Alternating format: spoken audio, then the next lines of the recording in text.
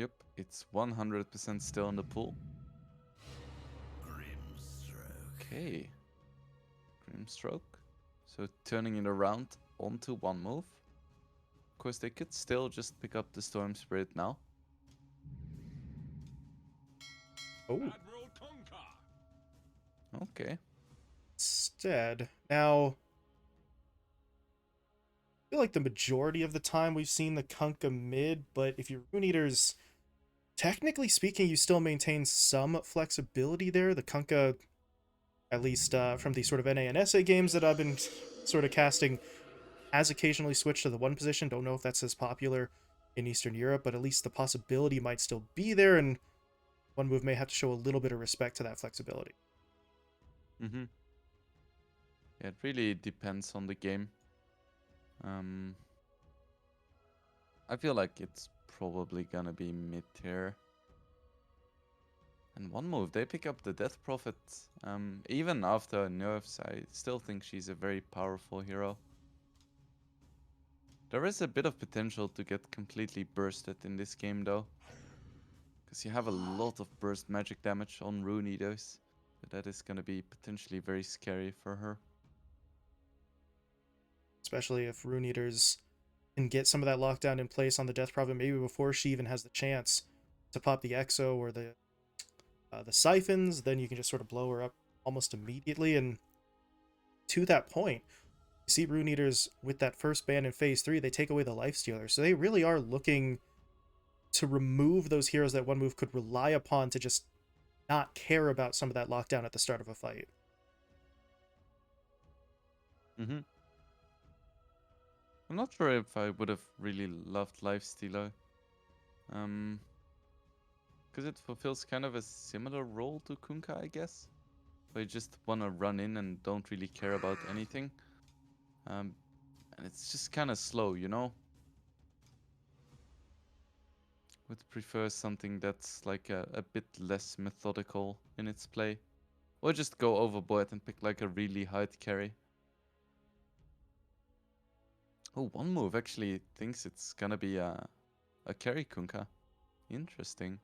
Seems that way. They could, I guess they could still split the bans here in this final phase, but no need to ban out that Lina unless you're looking at in that carry position. So,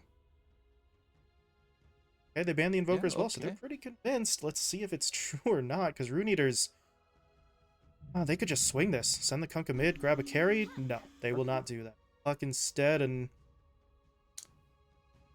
well, that certainly gives them a lot of lockdown and sort of team fight strength, but I feel like now more pressure is going to be on the Kunkka and the Sand King Wingblade in terms of sort of serving as that direct frontline option for them, because the rest of the lineup is not super durable. Mm-hmm. So it's gonna be a Kunkka +1 against Mice Mirana, I suppose? Or Mirana Death Prophet, depending on if they want to play the DP or the Mice as a 2. Oh. It should be fine. I do quite like the carry Kunkka here. It's played relatively often in the position 1 position in Eastern Europe, and there are certain players that just absolutely wreck faces with this. So should Well, be good. on the one move side here, looking for that carry option, you said you wanted something that was maybe not as slow to sort of build itself up. What do you think one move are looking?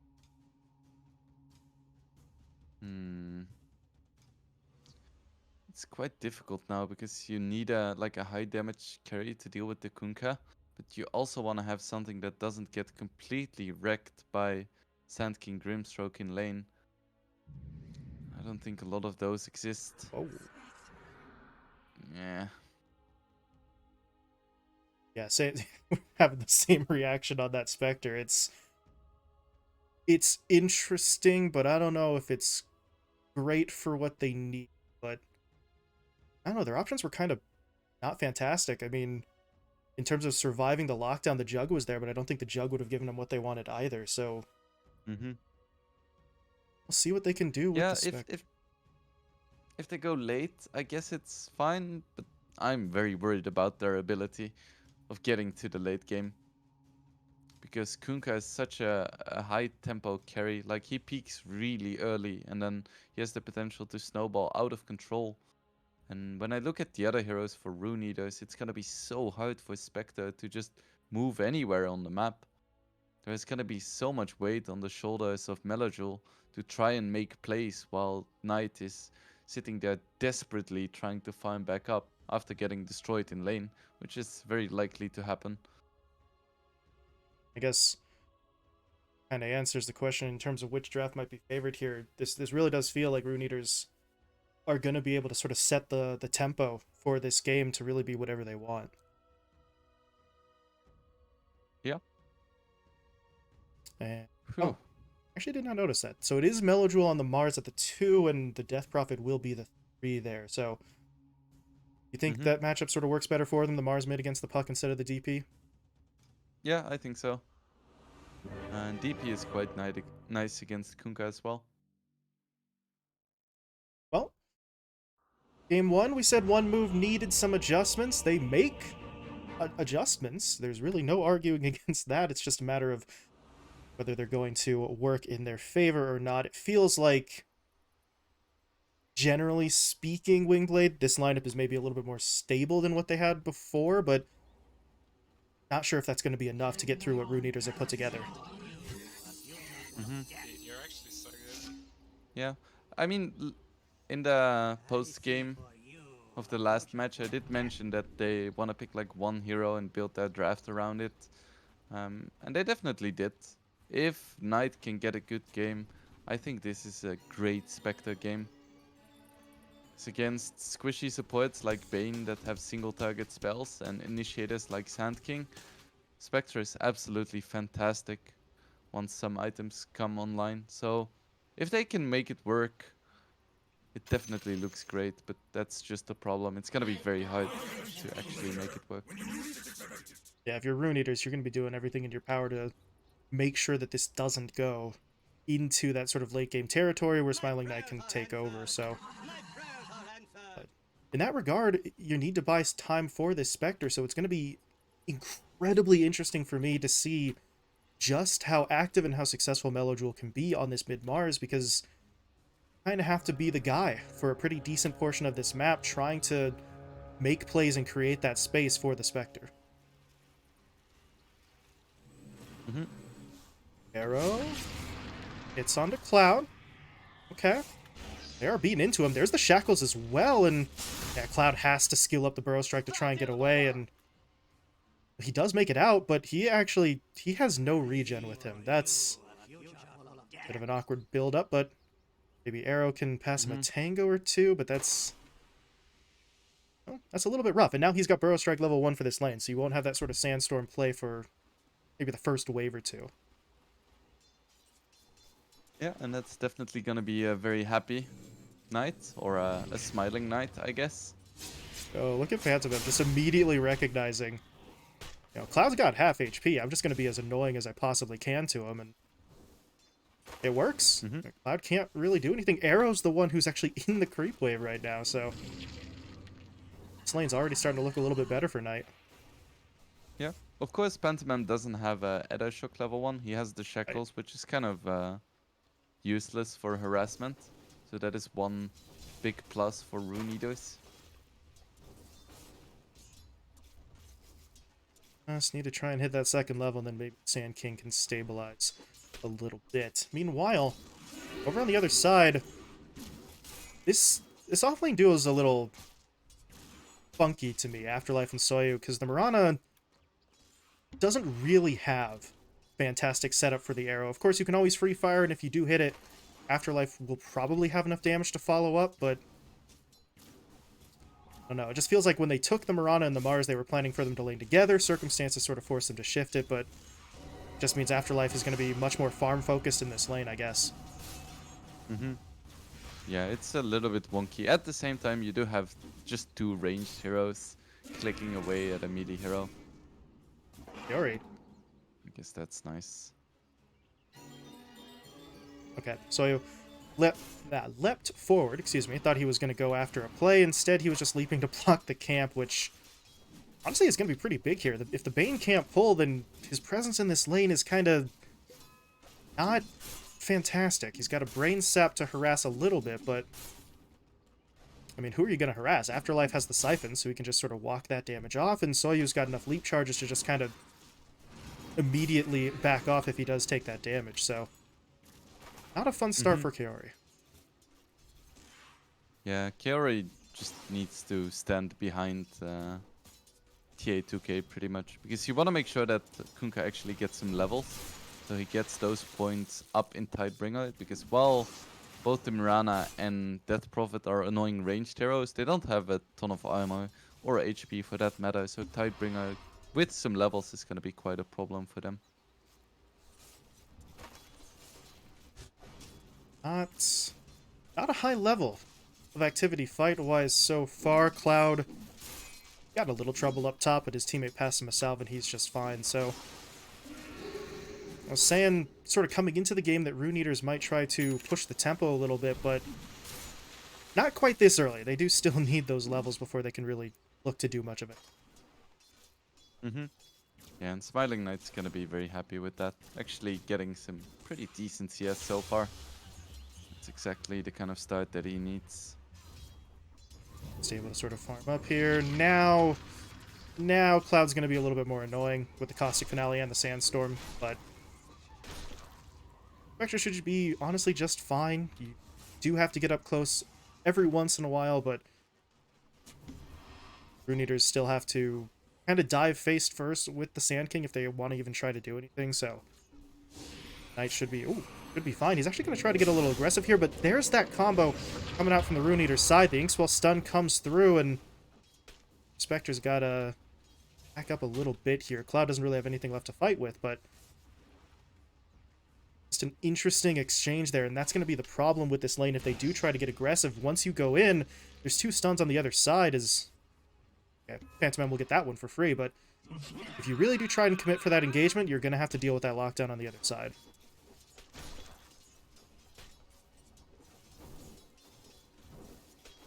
Melodule doing a really nice job mid so far. 26-4 up against the 19-0 puck. He's just trying to take advantage of that side camp, but the problem is, Melodule, with the multiple points in the Rebuke, sort of has the exact same play to make, and this is always the thing I sort of love about the mid-Mars compared to the off-lane version. You have so much more focus on your damage sort of in the early stages compared to just the lockdown that we see before, so you can just straight up match the farming pace of this puck for quite some time. Yeah, for sure. I wonder where his first rotation is gonna be once he hits level 6. Yeah, I mean, I was gonna say, do you think he maybe just tries to go for Haze, but I feel like that kill's still maybe a little bit too complicated even with the arena. Yeah, the puck would have to mess up really badly.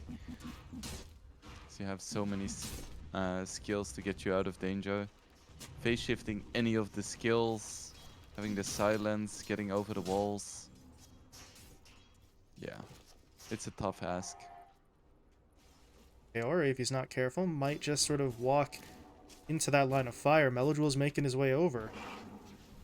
The fastest hero in the world with no boots, but if Soyu can just sort of set this up, they should still be able to find it. But the Nightmare, well timed. Arrow still flies, and he's able to sidestep. But the problem is, he's on the wrong side of the map here, so he needs to find a TP spot. I can't believe he got away there without boots. Oh, that's right. Wow. Yeah, he is a bootsless Bane who just outran 2 heroes, and he's not even going to use his TP. He'll just walk back to lane. I thought for sure he was gonna be the first blood, but no. Oh, well, hold on.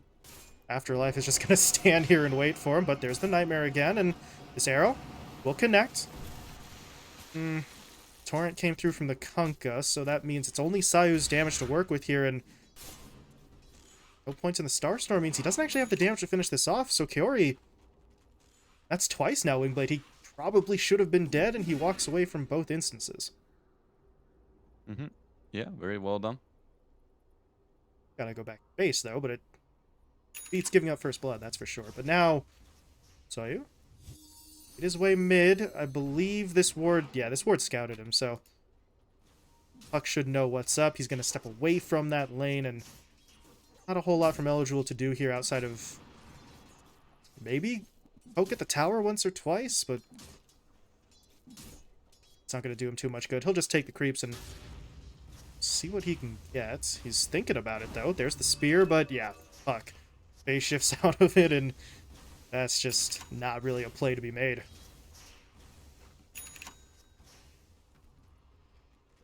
Eligible, though, still very clearly the top net worth hero here, so you throw a spear, doesn't connect, but it doesn't really matter too much. He's still very much enjoying the start to this game as down bot.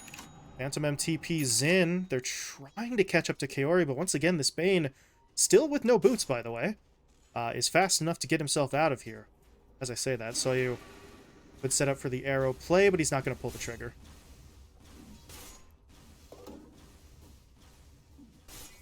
Still no kills. 8 minutes in. It's very surprising to me. Very slow. I was going to say methodical pace of play, but I'm not even really sure it's that. It's just really It's looking. just slow. Yeah, agreed. Everybody just Knight wants has to his level 7. He's just waiting for this haunt opportunity. We still got 3 It's heroes like, I bot. want to fill my urn. Yeah, I mean, all things considered, you have the haunt, so realistically speaking, your initiation doesn't even have to be perfect. It just has to be enough to get the Spectre in there, and should have the damage and slow to sort of finish the job, but one move still not quite feeling comfortable enough to sort of make that play. But now, I like this move. You're going to start shifting Melojewel away. Pantomime moves mid to sort of get some experience, maybe get those wards, and with the Mars in his arena online, this should be their chance to find a kill, as they are looking for Kaori. Siphon not doing a crazy amount of damage, but Melojewel's here. They spot out the Kunkka. Will he drop the arena? Yes, he will. Spear stun comes through. There's going to be that haunt. Smiling Knight was waiting for his moment, and they are directly in onto the Kunkka. They haven't finished him off yet, but they will bring him down. The Puck arrived for like 2 seconds before realizing that's 4 heroes and he needs to go. So Hayes backs off. One move, get 2 kills, and they're in a nice position actually to push this tower as well, because Afterlife still has the Exo going. Mm-hmm. And this is such a nice start for one move. We spoke about, well, I spoke about how Spectre was gonna get wrecked in lane, but she's been completely fine, and she's actually 3rd in net worth already at 10 minutes. That is a dream start for a Spectre. Just, I don't know. I mean, we're 10 minutes in, so I suppose there's still some time before we're out of what we'd call early game, but I really did expect Rune Eaters to kind of push the tempo a little bit, and that just has not happened. But now maybe they look to make the play. Hayes has an Arcane Rune. He's got the Dream Coil. We just saw Melojewel make a rotation, so might be Hayes' turn to try and swing some momentum. But up in the top lane, they are TPing some heroes in here. Not really sure if this is going to turn into a fight. There was a moment where the Sand King was looking for the Epi, but he still doesn't want to dive the tier 2, or tier 1, excuse me, even with the Blink Dagger. Just going to fake out the Epi a couple of times, wait and see. They've brought both of the supports up here as well, though, and here's sort of that rotation from the Puck. I mean, Hayes is here, but he's not fully committed at the moment. Yeah, they don't really see anyone, so they're unwilling to commit. Good news is that both the supports have their ults, so if they do find someone... Ooh. That's a nice scan. Can he actually make that? He needs the burrow, and doesn't get the burrow, but he gets the ink swell. That's not quite enough. Pantomime walks away. Rune Eaters will try to group up for a push mid. Their creep wave's not in a really healthy position right now, but they can take a couple of hacks at it, but you did not rotate 4 heroes mid to get a little bit of chip damage onto this tier 1. You either need the fight or you need the tower, and they are going to look for the tower. And Wingblade, it's not 4 heroes, it's 5. They brought literally everyone into this lane now. And there's the jump. Melojewel going to get hit up. They get the silence. They got the torrent down onto him. Pantomime tries to buy some time with the shard, or the wards rather, but It's not going to be enough. Melojewel still falls, but they do have the Sand King trapped up. Cloud is not really getting himself out of here. The Sandstorm is not useful directly under a tower, and he could not cut his way through those Serpent Wards. I think Rune Eaters are still gonna be pretty happy with that. They trade the mid for the offlaner and they force out the Serpent Wards. Next push, they should be able to get the tier 1 mid, no problem whatsoever. Okay. Nice kill on the Mirana too. Kaori sets it up, and actually I was going to say Hayes takes it, but Kaori was the one who had to sort of secure it with the Brain Sap, so a bit unfortunate that you don't get the goal directly to your puck, but Meter's starting to build up a couple of kills here, and it feels like this is what we sort of wanted to see from them, right? Start to get a little bit more aggressive, start to get some confidence and speed underneath you, and you still have plays to make. Blink Dagger on Sand King, Dream Coil up in 40, so they have all the tools at their disposal, and they're a lot less sort of cooldown dependent than their opponents are with some of these ults as... Melojewel, that is unfortunate. Arena's down, but he misses with the spear. And now the Kunkka's just going to try and keep heroes in position so his teammates can arrive and do some damage. As they're able to take down the Mirana. Cloud actually blinks away from the Mirana to get the stun onto Pantomime.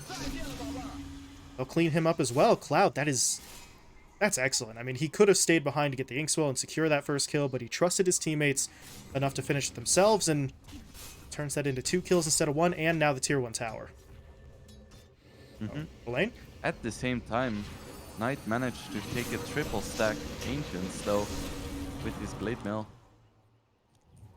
I mean, Afterlife dies as well, but like, who cares?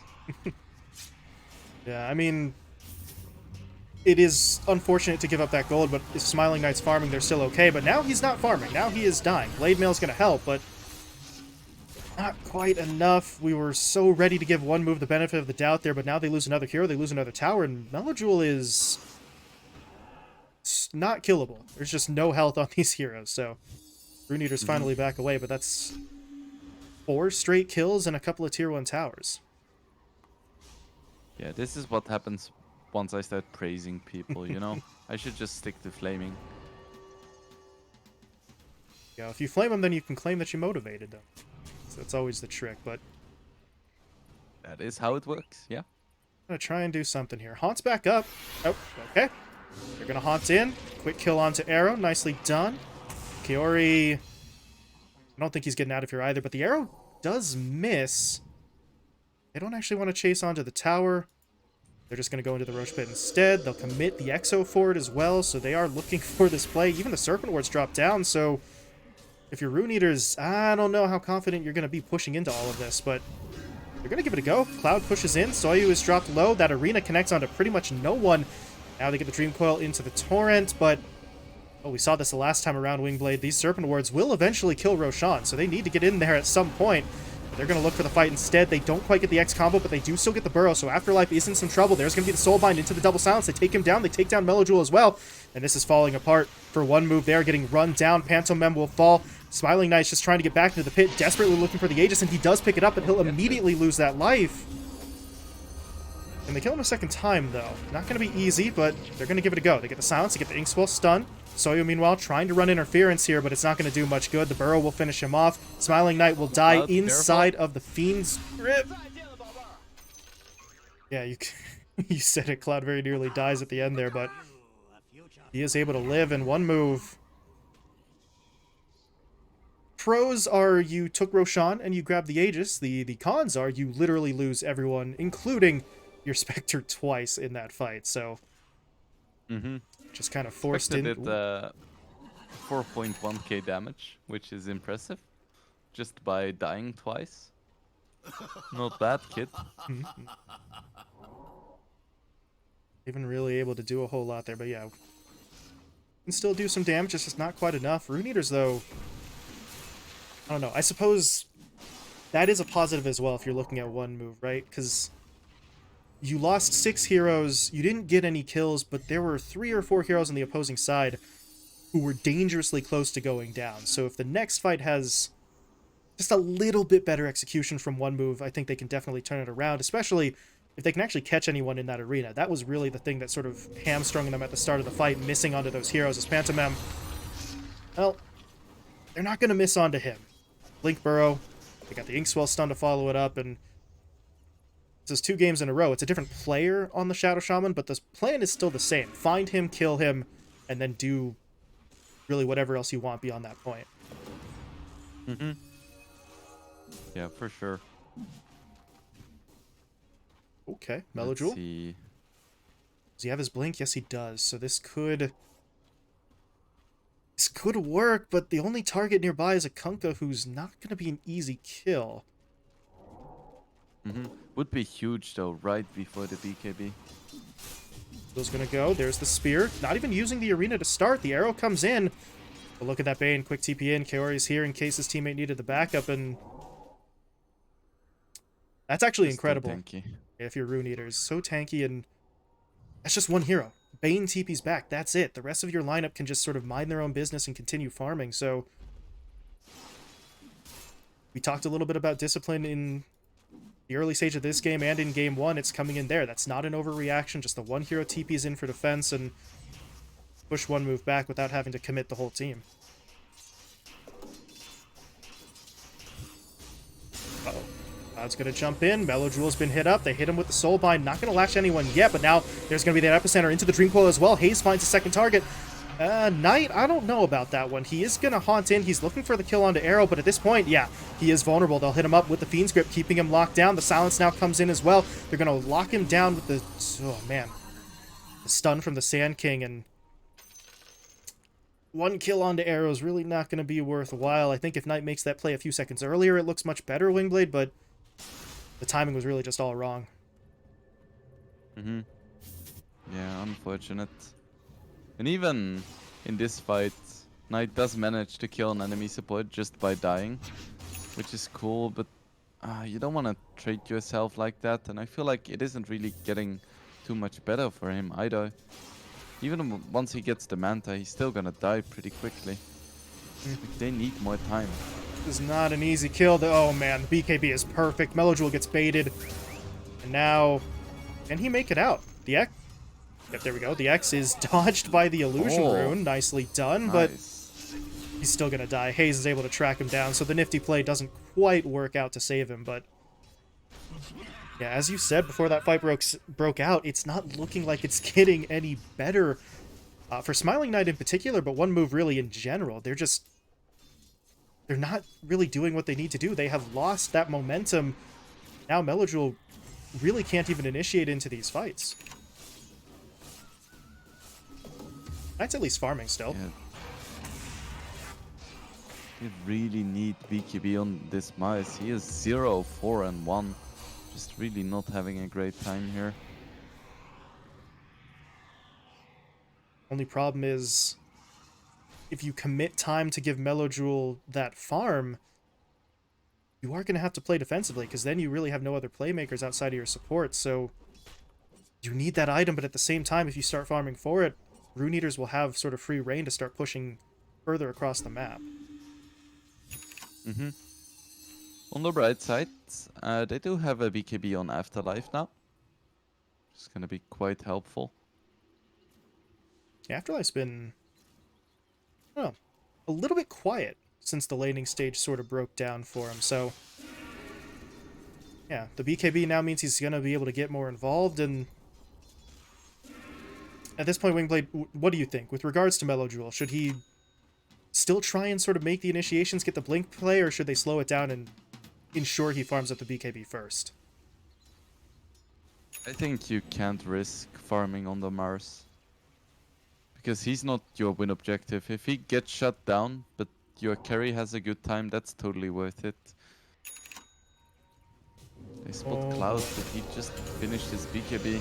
Well, Pantomim's going to get jumped in on again. He's taken down immediately. Afterlife's BKB is active, but being used almost exclusively defensively at this point. But Melojewel is trying to bide his time, trying to wait it out. Knight is going to come in with that ult, but by the time he arrives, they've already lost 2. Melojewel is surrounded. Yikes. That's the best way to describe that. Knight is in, but it's far too late, and this is the problem with the Spectre right now. Even if he does haunt in a team fight like that, it feels like he's not enough of a difference maker to change the outcome of that fight by himself. Mm-hmm. Yeah, he's not super weak on the Spectre. But at the same time, if you look at every other hero, they're like both of their cores are like 2 to 3k behind their counterparts. And that's a pretty big deal at this stage of the game. And even the supports as well. Like level 12 on both of the Radiant support and level 8 on both of the Dire supports. That's a huge difference. Jewel's even only level 12. That's is not ideal by any means, but yeah, this is the downside. Just a Melojewel, casual 5 level difference between the mids. Happens sometimes. but as you sort of said, you can't really afford to just have Melojewel farm, so he just has to keep trying to make these plays and sort of catch up that way. But the downside is, if you make those plays and you lose the fights, then this... Oh, man. Well, this gap widens even further as Soyu... So good. Unfortunate. Just trying to get some vision down, instead runs right into the puck who blows him up.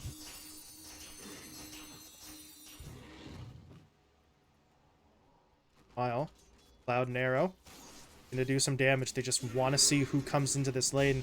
Afterlife, though, with the BKB is probably one of the few heroes that can survive this initiation combo. Yeah, Cloud. That's not really a kill he can get. Clean up the creep wave, find some farm, keep the lane pushed in. As bottom lane, oh boy, Phantom M's gonna get taken down. Melojewel got caught in the Fiend's grip. Not enough to kill him off initially, but with Haze tracking him, they're just gonna be able to find those kills. Double for the puck. He is 9-0-13, so... I mean, Wingblade, we were praising the hell out of Haze after that first game. He's really just putting on an encore in this second match. Yeah, he's been involved in 22 out of 24 kills. That's a decent amount. Ooh, they- and now... Are they just gonna find him? Nice. Yeah, they are. That was before they even have the Silver Edge on Naive. Oh, yeah, that's Phew. right, yeah. Ow. They don't even have the tools specifically to deal with the Spectre, and they still find that kill. BKBs came out, so Smiling Knight couldn't really do anything, but you just can't allow that to happen, really. Your Spectre is your only way back into the game at this point. Just getting picked off. Take the tier 2 mid. They already took the tier 2 top, so it feels like at this point for one move, that noose is just kind of tightening around their necks bit by bit, and there's not a lot they can do right now to create any extra breathing room. Yeah, they need a miracle at this stage. And I don't mean OG's camera guy, I mean an actual miracle. Miracle play the game for them, but I don't know. The problem with one move right now, they need to make a play, but there's still only one play to make, and it's this one. Smoke is 5. They use the Moonlight Shadow, although they don't have it this time, and hope Melojewel gets the Blink Arena, but that hasn't gone their way so far, and well, you see the results. Down 11k as Haste is just going to jump in right away. There's Cloud with the 2-man burrow. They take Sayo down right away. They get the leash with that Soulbind as well. Here comes the Ghost Ship flying through. There's finally an arena out for Melojewel, but it seems like it's just too late. Smiling Knight, though, is putting a fair bit of damage in. They are going to be able to take down the 2 supports. Buybacks now come through from a couple members as well. Maybe they can take a second round of fighting, but at this point, Rune Eaters very wisely backing themselves away. They get the first round going their way. They force buybacks, and they back out. Roche is up. Okay. Exorcism is running out, so it's gonna be a very slow one if you decide to go for it. Haze, okay. Okay. I don't know about that one, and now with him dead, I'm not sure they can really contest this. They've just got 2 heroes up. One of them is Cloud with the Epi, but they completely scout him. They're going to hit him up with that Spear stun. The arrow comes through to follow it up, and boy, Rune Eater's just a bit of a misstep there. Haze kind of starts it off being out of position, and then well, Cloud is also out of position, just sitting in the river there with... I'm not really sure what he was planning to do, because one move just saw him the whole time, and this Aegis is going to maybe not swing the game immediately, but it now gives one move that extra time and space that they were lacking before. You really cannot afford to make these kinds of mistakes against the Spectre lineup. Because she is gonna get to a point where no one can really deal with her anymore. Like, we saw the lead shrink from 10k to 5k in like 1 or 2 minutes. And that is scary. That kind of shift with a Spectre on the opposing side is a little terrifying, and now the Aghanim Scepter is complete, so that cooldown dependency that I was talking about earlier is not quite as big of a deal. Spectre can still sort of get involved in these fights directly on a far more frequent basis, and Rune Eaters, at this point, no need to panic, right? They haven't lost the lead entirely, but they can't afford to make those execution mistakes again.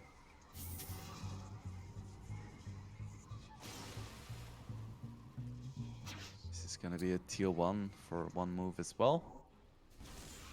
It looks like Rune Eaters is just a little bit hesitant right now. DD spawning though. Be really big. Model, yeah, for the Kunkka. There we go. So, alright. That's a real confidence booster right there. The second they pick up that bottled rune, they're going to smoke and make their way to the top lane. So, are looking for a fight. The problem is, there really isn't much of a fight to take. Pantomim's the only hero still here, and it's hiding in the tree line. And there's going to be the haunt directly onto Arrow, and it's about as free a kill as you're going to get. Cloud comes in a little bit too late to catch anybody, and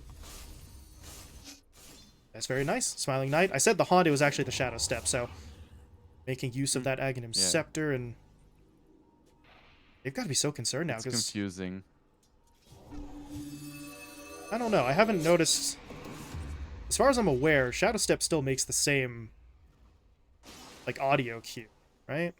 Mm-hmm. Yeah. Have to pay attention. If they would change that, that would be a pretty big Spectre nerf. Right.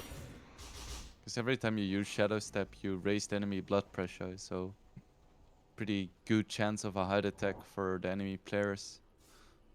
Like hidden passive ability. One move. Gonna go for the smoke play now. Mellow, Jewel, Afterlife, and Soyu will move out. Blink, they've got the arena. Got Shadow Step back up, so Smiling Knight can join whenever he needs to, and Rune Eaters... Okay. Smoke play of their own. The problem is these smokes are going in opposite directions, so... Really gonna run into each other immediately. At least get some vision down for both sides at this point, but... See if they do sort of intersect. Both teams are sort of making their way back towards that middle lane, so...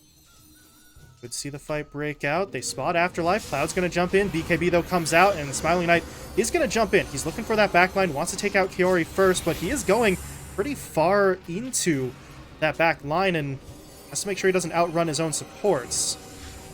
But I think they're going to be okay. They spot Kiori. They're just going to be able to isolate him and take him down. The problem is, it's just pretty much a one-for-one trade. They lose the Mirana on the other side of it, but honestly, it feels like a one-for-one, just a sort of drawing out of this game further. Wingblade is going to work in Wonmu's favor. Mm-hmm. Yeah, I would definitely agree. Han did get used though, the real one this time. That's gonna give a bit of an opening for Rune Eaters if they wanna go for it. It's another 95 seconds without the biggest ulti in this game. Ooh, See they him. spot Afterlife. That's a big deal. Go BKB for 20. This is doable. But Kunkka needs a little bit of backup. His teammates are a little bit slow to arrive. They will get in here now. As Cloud connects with the Burrow Strike, he's going to channel out the Epicenter, and this should be enough damage. Mellow Jewel comes in, but it's a little bit too late. But now Smiling Knight into the fight as well. They're going to look for the Sand King kill, and they do find it. Do they want to go any further? Pantomime pushes in. They get the Hex down onto the puck. The Shackles will follow it up. They're going to try to keep Hayes alive, but... Actually, I was going to say he's still in trouble, but he does manage to kind of get himself out of there. Meanwhile, Smiling Knight is going to get stunned up, silenced as well. They might just look to turn. Hayes cleans up Mellow Jewel on the back line, tracking him down. So Spectre... Oh, if they could just wait. Properly, that's huge. There's the Nightmare. Oh, this is a terrible play. They get him with the Fiend's Grip. And, oh, Hayes, he just saw that arrow get thrown out, so he knows that the Mirana's nearby. He's going to try and track that kill as well. In one move, they're going to lose everything. Oh no. What an unfortunate sequence of events for one move. They were looking so good.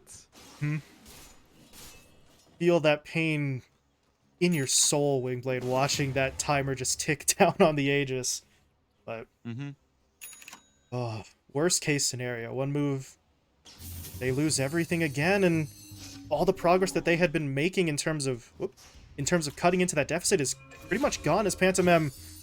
Jesus. Shadow Shaman players just can't catch a break in this series. 0-10 as Hayes bullies him inside of his own base. It's all falling apart for one move. Okay. They'll buy Spectre some is time. still quite strong.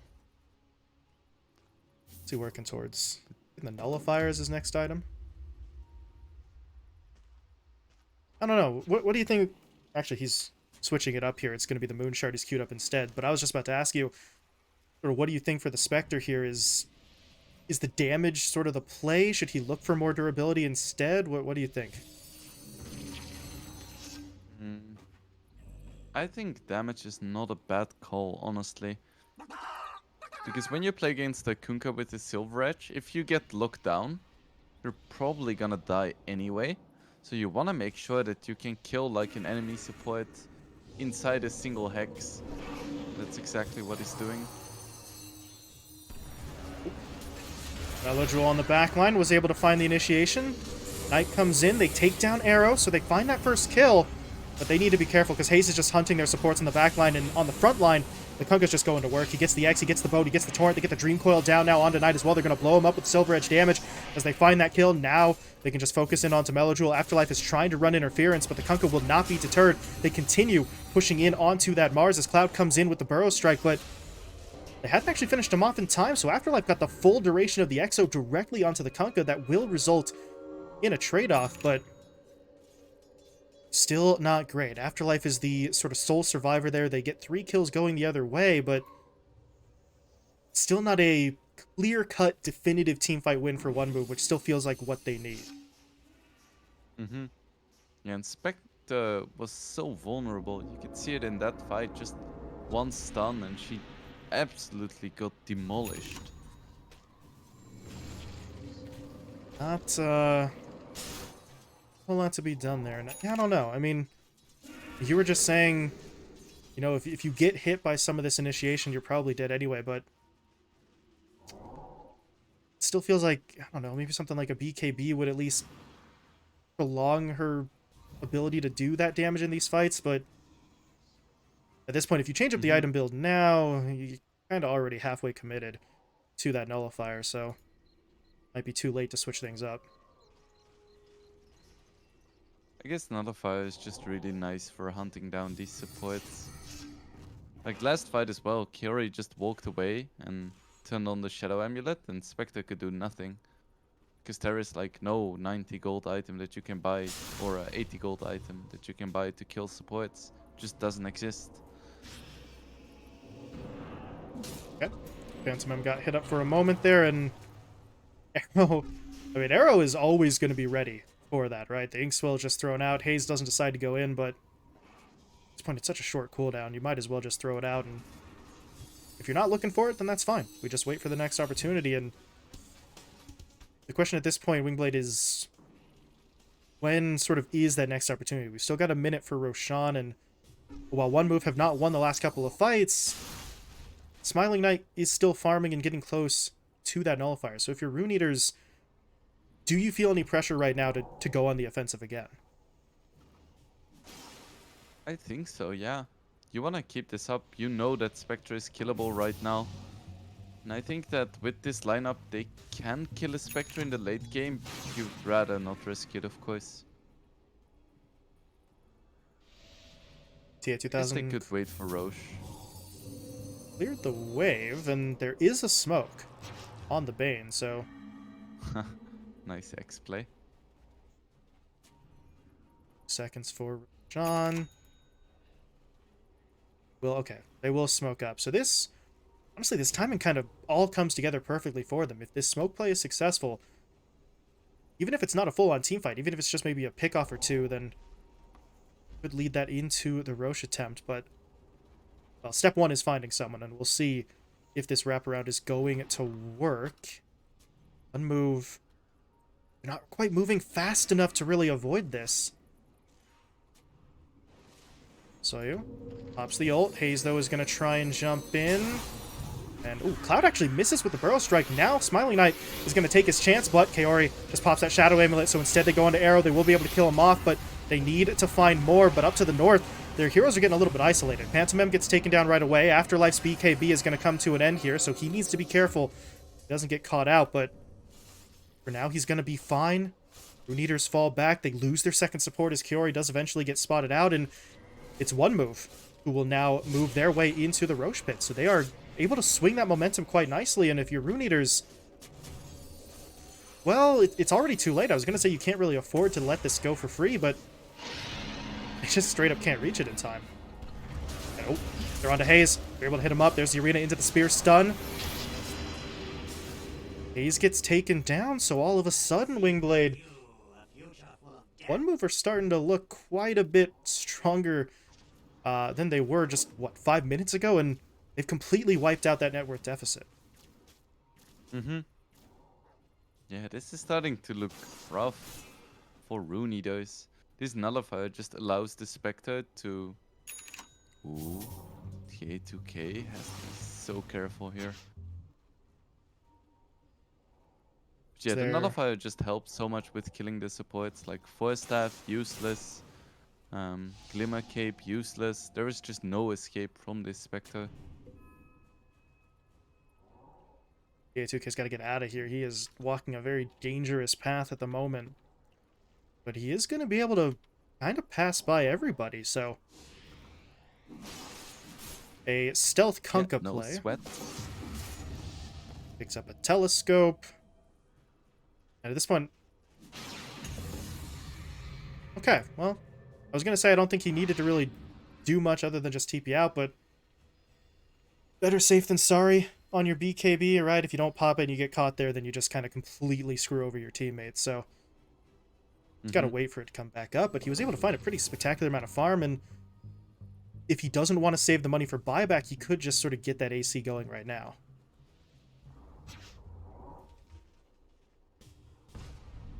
In the meantime, One Move. Afterlife. He is so strong. Has the overwhelming blink now, got the Aghanim's Blessing from Roche. Whew, I have no idea how they're gonna deal with this Death Prophet. Spectre, absolutely fine, because she only has 2.7k HP and you can just break the passive. The Death Prophet with a BKB, a chase, and 4000 HP? Good luck with that one. I don't know, normally you have situations where a team will basically say, let's kill everyone else, and then we can focus everything we've got on that hero that remains. That doesn't work against a Death Prophet, because while you're trying to fight around her and ignore her, the Exo's going, and there's 5 damn siphons that you're going to have to work with, so you really can't afford to do that. Just sort of ignore her and kill everyone else, because she's right in the middle of every fight by design. Yep.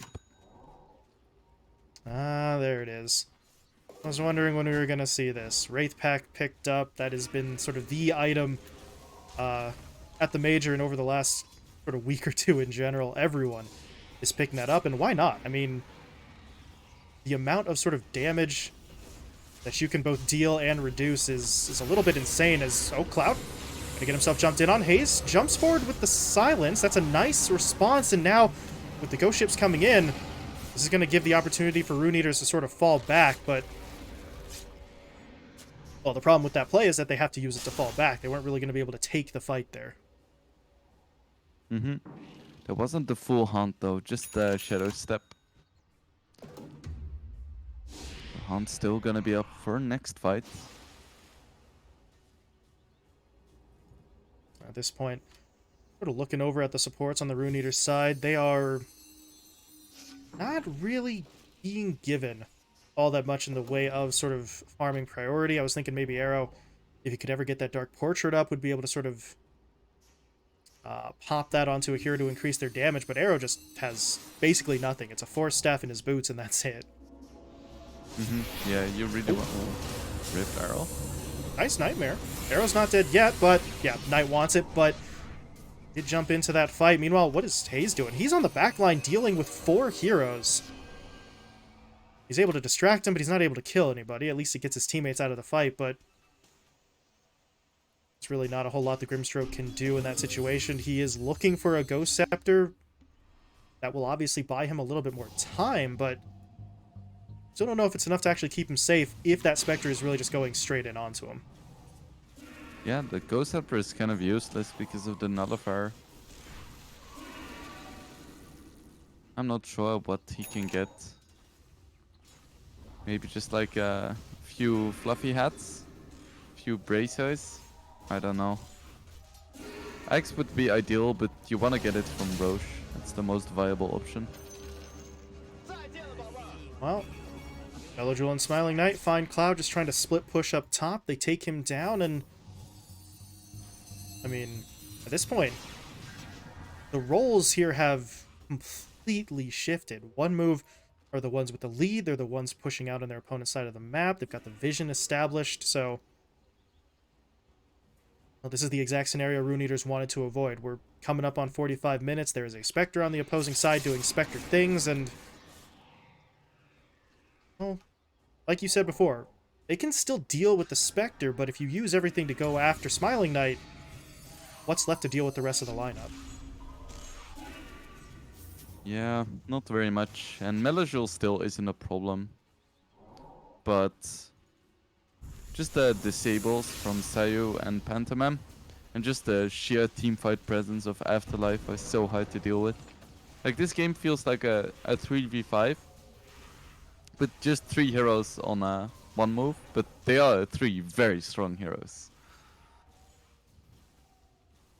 There's just sitting in their base. Not a whole lot for them to do at the moment. They did not want to mount a defense of that tier 2 tower. That's not a great defensive position for them, so just have to let it go. And I don't know, Wingblade, at this point, do you think if you're Rune Eaters, should you take the initiative and try to force a fight here, or is this a scenario where they try and wait for one move to come to them and hope for a mistake? Like, ideally you pick off the Spectre somewhere. I feel like that's the most viable path for them to any kind of objective win. Because if you go on anyone else, Spectre just instantly joins the fight. And you force a really big fight, which is not what you want. Melojewel makes the jump. Arrow's already dead. He'll buy back immediately, but now the Kunkka's been hexed up on the front line. TA2K is going to pop the BKB and try and fight his way through this as they do throw down that ghost ship. Haze, meanwhile, try to get onto the back line, but this puck really just doesn't have the damage to find those pickoffs anymore. Pantomime's low, but he still lives, and yeah, this game plan doesn't quite work. Kunkka on the front line, puck on the back is not getting them really the pickoffs that they need to keep the fight going. I feel really bad for the Rune Eater supports. Because the moment that Spectre presses Haunt, they both just disappear. Not a whole lot for them defensively right now. I mean, as we said, the Grimstroke is still looking for that Ghost Scepter, but as you sort of alluded to, it's not going to be as helpful, and that's assuming he even gets the money for it. He's been a couple hundred gold away for like 5 to 10 minutes now. He just keeps getting picked off around that same time as Haze. Okay, silence onto Melojewel. Can they actually do this, though? There's going to be the X into the Torrent, into the Ghost Ship, into the Burrow Strike. That's a lot of damage. And they do blow him up. Soyu, meanwhile, got clipped by the Nightmare. They're going to go in for it. Fiend's Grip deployed. That is the timing that they needed. Smiling Knight had Shadow Step, but that is sort of the move for them, right? If they can isolate a single hero at a time, then even if Smiling Knight jumps in, you've only added one more sort of body to that fight, so Spectre has to back away. Rune Eaters buy some time, and Cloud is, well, he's a little bit too far forward here. He is going to get picked off, but with Haze and TA2000 in the fight, they might just be able to turn this one around. The Spectre really doesn't have any backup right now. The silence is going to come in, and they're going to be able to finish him off here. It's a little bit of extra damage. Pantomime was close, but he actually TP's home rather than sort of stick it out in that fight. So, sure, you have to sacrifice your Sand King there, but they finally do get that sort of big kill onto the Spectre that they were looking for. This is really big, because now they can take back the entire map. Roche isn't quite gonna spawn yet, which is very nice for one move, but we're gonna lose a lot of map control. Because Rune Eaters, they still have the gem, so they're just gonna walk all over the map, devoid every single void, and make sure that they're gonna be in a good position for Roche.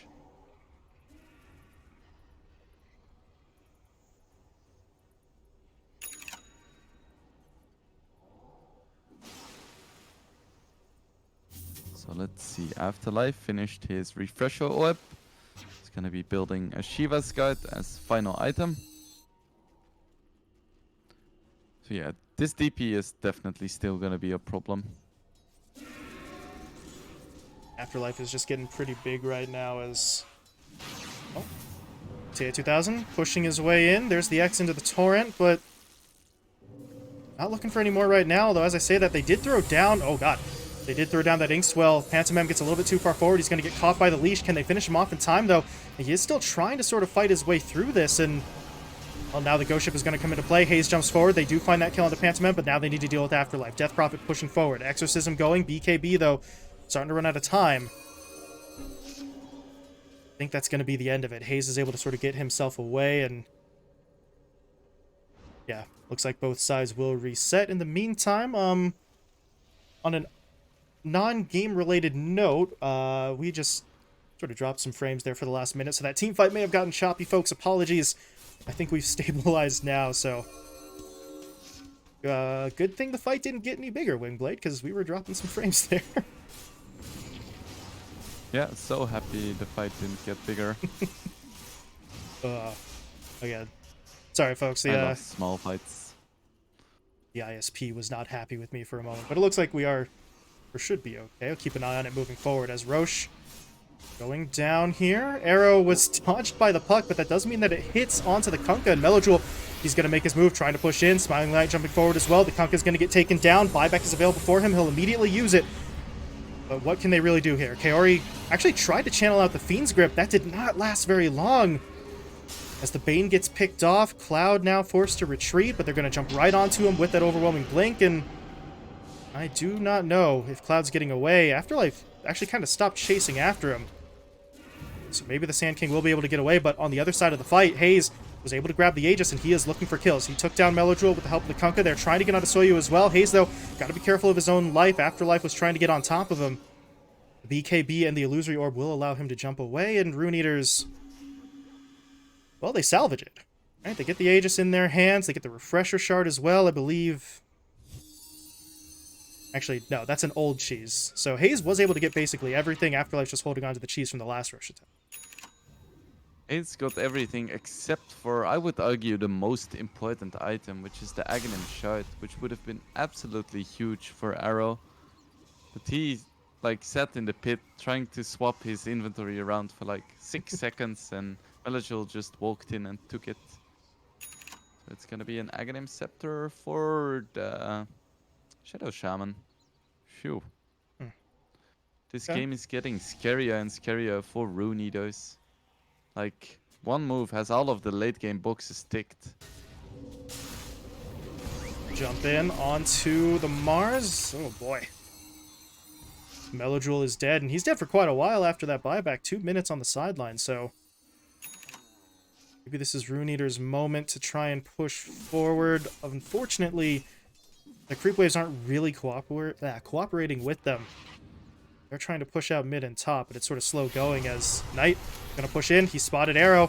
Didn't pop his Ghost Scepter there, so that doesn't really do him a whole lot of good, and he's down for about 1.5 minutes here as well.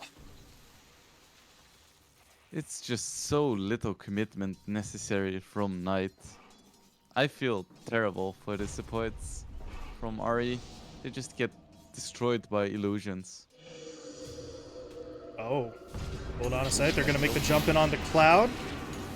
Trying to get through him as quickly as possible. They do find that kill, and now TA2000. Is this a fight he really wants? He is by himself right now. Hayes is trying to come over, and he does get onto the back line.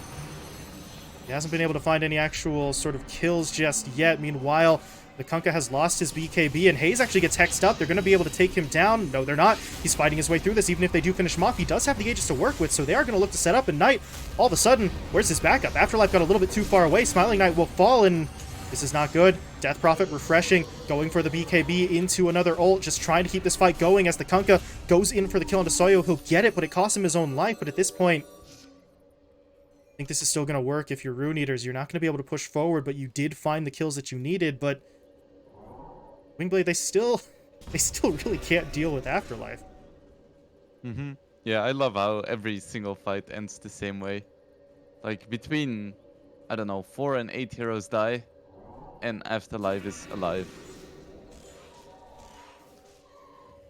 Afterlife doing a good job of sort of keeping himself alive. The only problem is there really isn't any way to sort of speed up your DP's damage, right? It's just he does the damage by virtue of surviving throughout the entirety of this fight, but the only reason they get the kill into the Kunkka is because he goes back in for so long, so not really sure what else they do.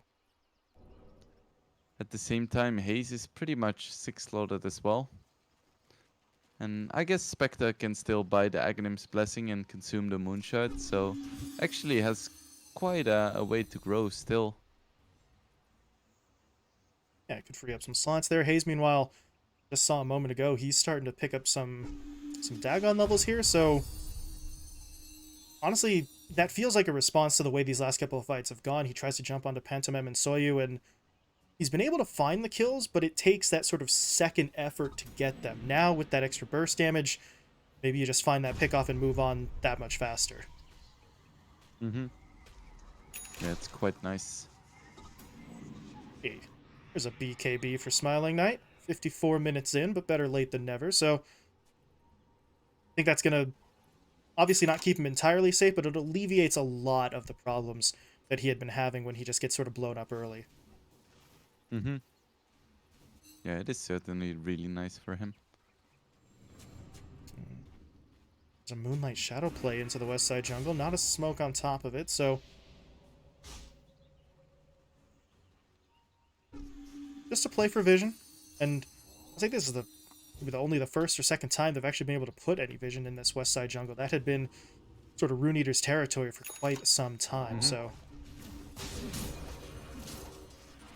free up some space, farm up a little bit here, and at this point this kind of seems to be the game plan on both sides. Just sort of taking a step back, trying to get some buybacks back up and running, and at this point, Wingblade, you know, we're coming up on 60 minutes. Is this just freeze the game and see what sort of tier 5 neutrals we can find? Yeah. And in late game Dota, all bets are off. Generally, you want to give it to like the team that has a Shadow Shaman and a Spectre, but I mean, late game Dota is madness. All the conventional rules of Dota kind of get thrown out the window when the fights get that chaotic that late, but I'll have to wait and see. Haze maxed out that Dagon, so he has a whole hell of a lot of damage to work with, and yeah, Rune Eaters, they don't really feel any pressing need to go looking for a fight right now, and they don't really need to be worried about a push onto their high ground either. If a push is coming, they're going to have pretty ample warning. This isn't a situation where one move can really just sort of sneak up on them, but if you're one move, you maybe don't need to sneak up. If the wards get dropped, yeah, that's a big deal. They have Got the 3 HP battering and ram. they have split shots.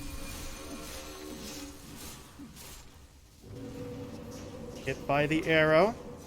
Not really going to be able to follow that up, but it bought some time for the Serpent Wards. They do get cleaned up, but I don't know, 600-700 damage onto your tower for pretty much free. It's going to be a sort of slow and steady push from one move, but they can make it happen because Serpent Wards aren't on the longest cooldown in the world, nearly 2 minutes, but should be manageable for them as long as they don't get caught out.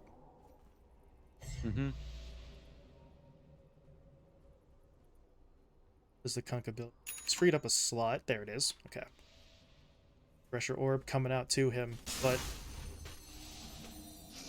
at this point, yeah, okay, that's really the only thing left for him to build. I was thinking get the Aghanim Scepter, get some sort of Torrent Storm plays going there, and he is working towards that item next. And that Wingblade really feels like something that could mess with one move. A lot of their heroes are very much dependent on their positioning, and the Torrent Storm kind of adds a random factor there that you may not be able to deal with. Yeah, sure. And in the late game, you're definitely gonna say no to more random stuns in a fight. TA2K dealing a Wow. lot of damage here. This DD Rune doing some work, getting him a free tier 2 and practically a free tier 3 as well.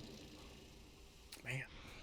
Force that sort of rotation back, and I mean, as you said, it was because of the DD rune, but even without the DD rune, say he does sort of half that damage to the tower just casually with an X-play, gonna get through those objectives pretty quickly. And on the other side, One Move still haven't sort of taken that leap of faith to go for the high ground just yet, so they need to start being a little bit careful, because this split push play isn't really going away. The Kunkka's still gonna have it. High ground could sort of get significantly threatened, and now One Move are going to feel the pressure to try and do something. They check Roche first. Not a fast timer for them, but as well check. Now they'll look for the fight. The problem is, they are pushing to a potential smoke on the other side, so see who pops first. Soya was going to get spotted out. Burrow Strike kind of puts him on the high ground, but they do get that play onto Arrow once again, able to take him down. Grimstroke buying back immediately. I think he was able to throw down the Soulbind, which leads into the double Fiend's Grip, but they're not able to keep it going long enough. And this is where things start to turn. Kaori's going to get taken down. Both the supports are dead. Cloud is looking for his moment, but there's really not a whole lot for him to do. He already popped the ult. TA2000 is going to die. This is turning into a bit of a disaster. Hayes is able to get himself away at least, and it looks like Cloud might escape as well. He's going to BKB TP home, and he will be okay, but that is not great for Rune Eaters. At least the fight isn't, but you look at this. Hayes actually went back in for the tier 3 and was able to get it, so you lost supports, you lost your Kunkka, Arrow, gonna get taken down again. That's a dieback from your Grimstroke, but if you're looking for, I guess, silver linings there for Rune Eaters, Afterlife lost the Exo, so he's not able to push onto the tower afterwards. Poor Arrow. But it's gonna be another really slow Roche, which is unfortunate for One Move, because this would have been the ideal timing. Win a fight, take Roche, end the game, but it just ends at win a fight for them. I mean, it's a good fight to take, but at this point you're going to start needing more, and you are about to hit that 60-minute mark, so Let's see what we get. Some potential game changers here, and we'll see what Rune Eaters do to get themselves out on the map too, because they need to start farming up these same sort of tier 5 neutrals, but kind of pushed back at the moment as Cloud, gotta be careful, he'll look for the TP. Afterlife, well, unfortunately, with all the gold that he has, that's not built up any way to cancel any of those TPs. He's got a Eul's queued up now, but well, didn't have it for that fight, but that does mean that Roche is pretty much free for them to push into, and they take this so damn fast. It takes what? There's another free Aghanims. I feel like a large part of this gold lead for One Move is just all the free Aghs blessings that they got. They gave the Aghs to Mellow Jewel. That is an Agh Scepter that you very rarely see. The Bulwark upgrade. Yeah, just look at the GPM real quick. It's like practically even, but there is a 25k gold lead just because of all of the Roche items. Is a weird one. But yeah. Getting freebies from Roshan always going to sort of help you out, but now what do they do with them, right? They've got Aegis, they've got two cheeses, they've got Refresher Orbs up on most of their cores, so it feels like this is kind of your power spike to work with if you're One Move, but still got to be careful. A lost fight here really just kind of takes all that momentum and throws it away, as starting to farm up those tier 5 neutrals. Ooh, Pirate Hat for the Spectre. 150 attack speed and a bounty every 40 seconds. Not bad. Sees his target. It's Hayes who gets jumped in on. That's not a hero you can afford to lose there. Pantomim's just able to get the jump with the blink into the shackles, and Hayes has his buyback available, but if you're Rune Eaters, you would love to be able to hold without it. I'm just not sure that they can. One Move are really just pushing forward here. They want to either take the objective or force out that buyback, preferably both, as they're just going to commit for this. The Exo comes in. They drop the Serpent Wards as well. At this point, Rune Eaters, they're just not ready for this. The buyback will finally come through from Haze. They got to try and do something, but it's Afterlife on the front line, and now Pantomime comes in. Another Hex! Hex into Shackles, striking a second time. Meanwhile, those are some awkwardly placed arenas, but they're going to do their job. Haze and Kiori both taken down. TA2000 trying to fight really by himself right now, but just nothing for him to do. He wasn't able to dish out as much damage as they needed. They lost the entire bottom lane of Rax. One move will now move their way over to the middle lane. Afterlife refreshes the Exo to go in again, and uh-oh, Arrow. He's going to get hexed up. The Nightmare got reflected onto Kiori as well, so he's unable to help. Cloud tries to pop the BKB and push in, but at this point, Wingblade, the team fight effort from Rune Eaters is just a little bit too spread out right now. And yeah, this is done. yeah, Kunkka can't do anything. He's very tanky, but he doesn't have the damage to really push all the way through this, and Tier 4 towers are under attack. Rune Eaters will have maybe one last attempt at this, but there's just nothing for them to do. Spear Stun comes in. There's going to be that step onto the Kunkka. They hit him up with the Nullifier. He's not dead yet, but eventually they will finish him off. TA2000 gone. Cloud dead. They're going to go into the fountain for Kaori. They get that kill as well, and the GG will be called. Takes them over an hour, Wingblade, but one move. They get the win, and they tie up the series. It looked so good for Rune Eaters for so long. Then they made that one small mistake in the mid game, and suddenly Spectre has items, they get a Roche, it buys them like 6 minutes of free farm. And Rune Eaters never quite got back control, even when one move made like a few mistakes, like losing a Spectre once or twice. It was just too much. 29 kills on Knight. Oof. Oh, man. He has more kills than his team combined and then doubled. Damn.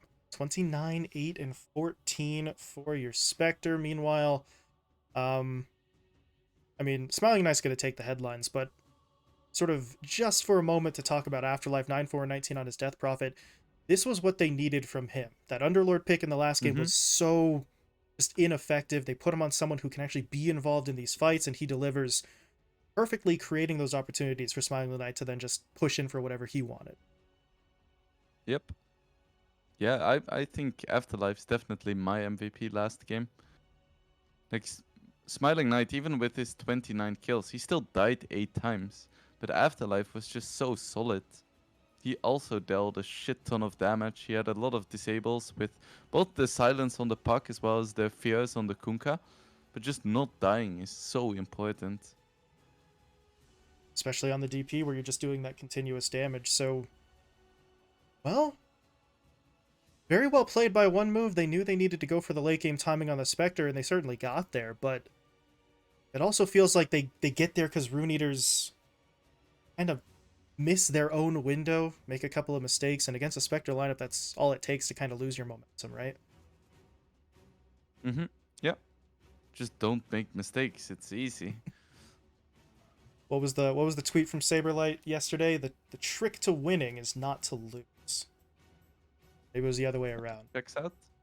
All you got to do to win is not lose. It's that simple. But one move, they do get the win here. Solid effort from them. That ties up the series at 1-1. So we'll be moving along to a third and final game here. We'll see if one move can now take this momentum and roll it forward, or if Rune Eaters can maybe recapture that form that they had in game. So stepping away for a couple of minutes here. When we return, the third and final match. So stick around.